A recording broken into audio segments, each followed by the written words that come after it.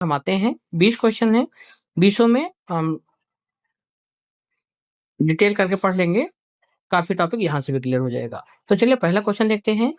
शब्द प्रकार के आधार पर मनुष्यता शब्द का भेद है, जातिवाचक संज्ञा है या प्रेरणार्थक क्रिया है या गुणवाचक विशेषण है या भाववाचक संज्ञा है। जातिवाचक क्यों नहीं है? क्योंकि जातिवाचक है लड़का, नदी, पहाड़, ये हो जाएगा। अब नदी का नाम अगर कोई गंगा बोल दे तो गंगा क्या हो जाएगा? व्यक्तिवाचक हो जाएगा। यमुना क्या हो जाएगा? व्यक्तिवाचक हो जाएगा। ऐसे पहाड़ का नाम हिमालय हो जाएगा तो व्यक्तिवाचक हो जाएगा। तो लड़का, नदी, पहाड़ ये सब क्या है? जातिवाचक संज्ञा है। प्रेरणार्थक क्रिया लिखवाना, उठाना, पढ़वाना, दौड़ाना ये सब क्या हो जाएगा? प्रेरणार्थक क्रिया हो जाएगा। तो ये भी नहीं होगा। गुणवाचक सुंदर लड़का, सुंदर लड़की, अच्छा कमरा इत्यादि ये सब क्या हो जाएगा? गुणवाचक विशेषण हो जाएगा। भाववाचक संज्ञा यहाँ हो जाएगा। जैसे क्या हो जाएगा आपका? सुंदरता क्या हो जाता है? सुंदरता, मनुष्यता, बचपना, बचपन, तो ये सब किसमें आता है? भाववाचक संज्ञा में आता था। आप ए का कौन सा हो जाएगा? ऑप्शन डी हो जाएगा। चलिए नेक्स्ट वन देखते हैं। तन का लिंग क्या होगा? तन का लिंग क्या होगा? उभयलिंग बिल्कुल नहीं, नपुंसक लिंग बिल्कुल नहीं। कंफ्यूजन होगी स्त्रीलिंग में और पुल्लिंग में। तो इसको कैसे करेंगे? मेरा तन या मेरी तन। तो मेरी तन बिल्कुल नहीं होगा, मेरा तन होगा, क्योंकि गाना भी है आज तो बहता है मेरा तन बदन। तो तन कौन सा हो जाएगा? पुल्लिंग हो जाएगा। इसका ऑप्शन डी इसका सही रहेगा। नेक्स्ट वन है से अलगाव। से किसके अलगाव के रूप में किस विभक्ति का बोधक चिन्ह है? अधिकरण, अधिकरण बिल्कुल नहीं, क्योंकि इसमें होता है में और पर होता है या ऊपर होगा, तो ये नहीं होगा। संप्रदान को के लिए, लेकिन किसके लिए? जब दान देने हेतु हो, को के लिए इसमें आता है। अपादान या कर्म, कर्ता ने कर्म को, तो इसमें तो को रहेगा। तो अपादान में क्या हो जाएगा? ये ऑप्शन सी हो जाएगा। इसके साथ साथ अलगाव के साथ साथ अगर कहीं डर दिखाया जाए, डर के बारे में बात हो या किसी की तुलना हो, तो ये दोनों बहुत याद रखिएगा। भाई डर होगा तो चीजें दूर भागेंगी तो अलगाव होगा, या तुलना होगा तो एक दूसरे को डिफरेंस दिखाया जाए, अलगाव रहेगा। इसलिए डर, तुलना और से अलगाव ये सब किस में आ जाएगा? अपादान कारक में आएगा। ये बहुत ही इंपॉर्टेंट है, इसको आप याद रखिएगा। चलिए देखते हैं नेक्स्ट वन। दिए गए विकल्पों में से वह शब्द चुनिए जिसका प्रयोग सदा एक वचन में होता है। ये बहुत ही इंपॉर्टेंट क्वेश्चन है, इसको देखिए। कक्षा, कक्षा नहीं, क्योंकि कक्षा का कक्षाएं या कक्षाओं हो जाता है, तो ये तो नहीं होगा। सदा एक वचन चुनना है, तो ये आप ध्यान रखिएगा। प्रत्येक, प्रत्येक होगा, क्योंकि प्रत्येक क्लास, प्रत्येक गाड़ी, प्रत्येक, तो ये हमेशा किस में होगा?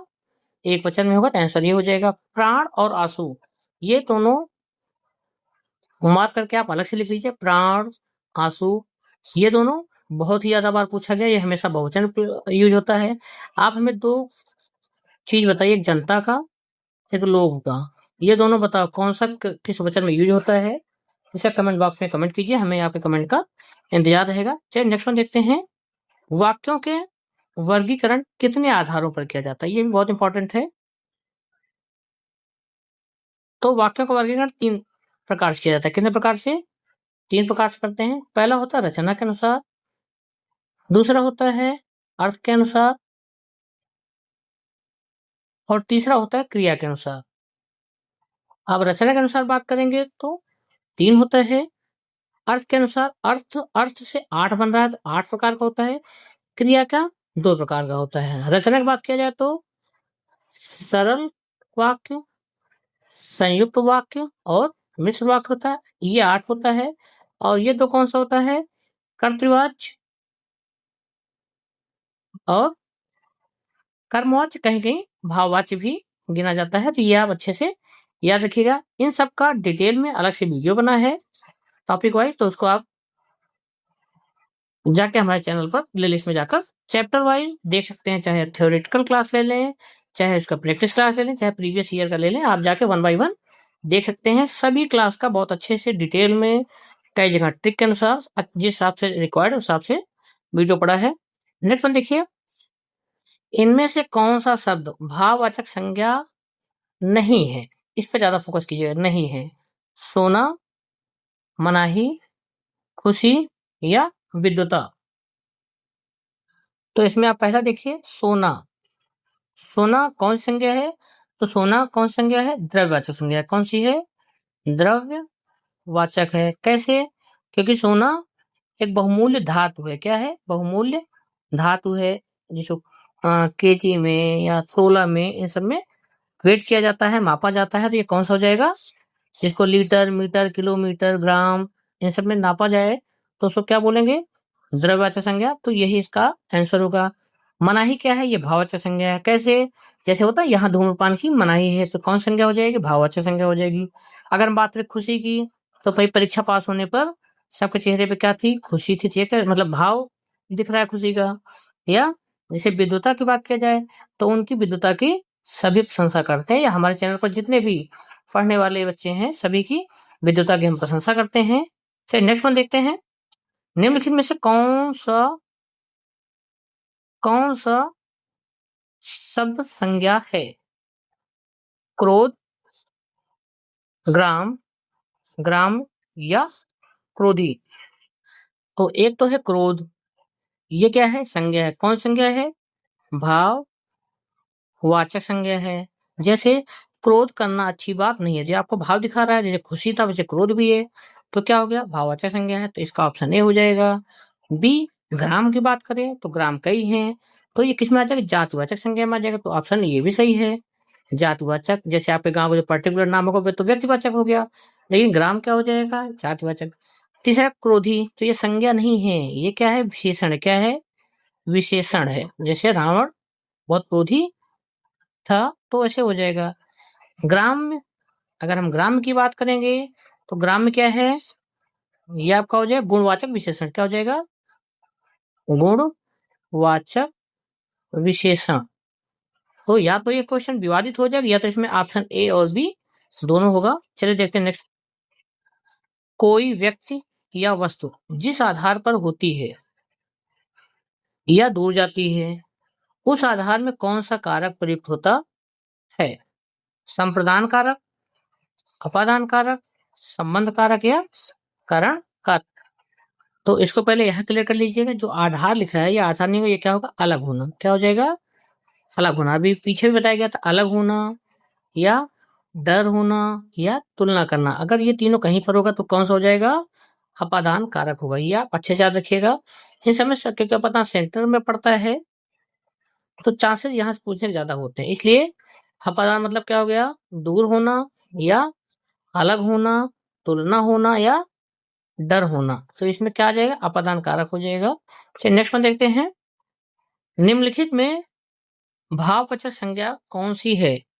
सेना, कुंज, परिवार, यौवन, लोभ, मोह, हिमालय, होली, नर्मदा, लड़का, मित्र, पंडित। लड़का क्या है? जातिवाचक संज्ञा है। चलिए यहाँ ऊपर देखते हैं। सेना क्या है? समूहवाचक संज्ञा है। परिवार क्या है? समूहवाचक। कुंज क्या है? समूहवाचक संज्ञा, तो समूहवाचक है नहीं।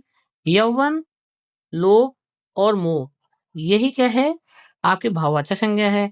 अगर हिमालय की बात करेंगे, होली की बात करेंगे, नर्मदा की बात करेंगे, तो ये क्या है? व्यक्तिवाचक संज्ञा है, क्योंकि नर्मदा एक नदी का नाम है। नदी हो जाएगा तो जातिवाचक, नर्मदा हो जाएगा तो व्यक्तिवाचक। ऐसे होली त्योहार बहुत हैं, तो त्योहार हो जाएगा जातिवाचक, होली हो जाएगा व्यक्तिवाचक। ऐसे हिमालय, तो ये कौन सा संज्ञा है? व्यक्तिवाचक है।